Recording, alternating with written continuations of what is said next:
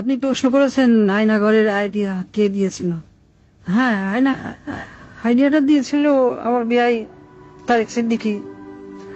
সেই সবকিছু করেছে। গুলি করে মারার দরকার কি? ক্রস ফায়ার দিলে বেশি লোক জানাজানি হচ্ছে, সমালোচনা বেশি হচ্ছে। সেদিন থেকে শুরু হলো এই নতুন পরীক্ষামূলক পরিকল্পনা। একটা ছোট্ট ঘর, 3.5 ফিট বাই 3.5 ফিট। ওইখানে নিজের কোথাও ভালোভাবে শোনা যায় না। হ্যাঁ, আমরা প্রথমে কিছু বিরোধী নেতাকে তুলে আনলাম, এই বিএনপি, জামাত, ছাত্র শিবির, ছাত্রদল, কিছু সাংবাদিক। ওদের জায়গা হলো সেই আয়না ঘরে।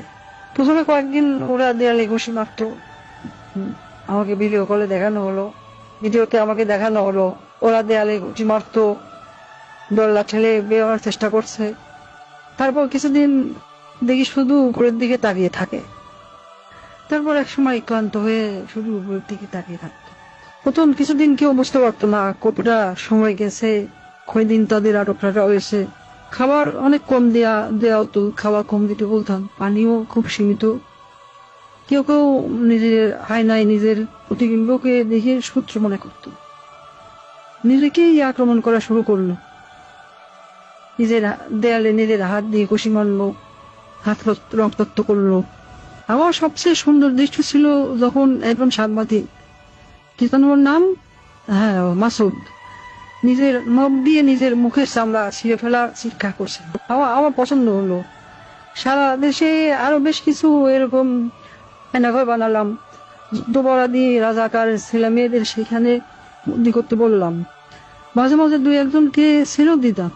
ফিরে এসে কেউ কিছুই বলতো না, ওইভাবে বলে দিয়েছিলাম যেন কেউ মুখ না খোলে। ব্যাস, সাপও মরলো না, লাঠিও ভাঙলো না।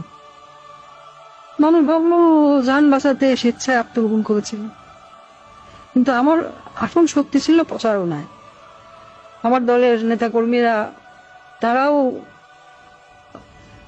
এই ব্যাপারটা বিশ্বাস করতে পারে। সত্যকে আমরা এমন ভাবে ধামা চাপা দিয়েছি, কেউ বিশ্বাসই করতে পারছে না আয়না ঘর আসলে ঘর বলতে সত্যি কিছু ছিল। আমি হাসলাম, কারণ কেন জানেন, একবার যদি সত্য মিথ্যাকে আর মিথ্যাকে সত্য বলে চালিয়ে দেওয়া যায়, তাহলে আর কিছু করার দরকার নেই। মানুষের মনে সন্দেহ ঢুকিয়ে দেওয়াই যথেষ্ট।